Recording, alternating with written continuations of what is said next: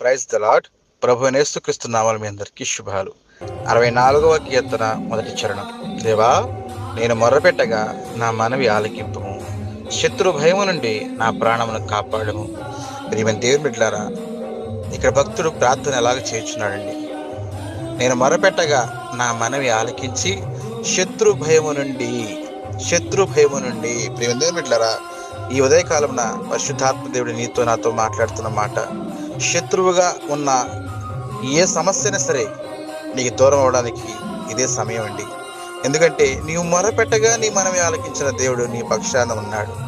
ప్రియమైన దేవుని బిడ్డలారా, అది అప్పు సమస్య కావచ్చు, అనారోగ్య సమస్య కావచ్చు, రోగంతో మీరు పడుతున్న బాధ అవ్వచ్చు, లేదా మీరు ఏ సిచ్యువేషన్లో ఉన్నారో నాకైతే తెలియదు కానీ, ఏ శత్రువు మిమ్మల్ని తరమాలని చూస్తాడో తెలియదు కానీ, ప్రియమైన దేవుని బిడ్డలారా, ఆ శత్రువుని హతమార్చగల శక్తి నీతో ఉంది.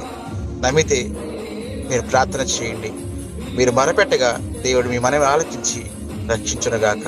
ఆమేన్.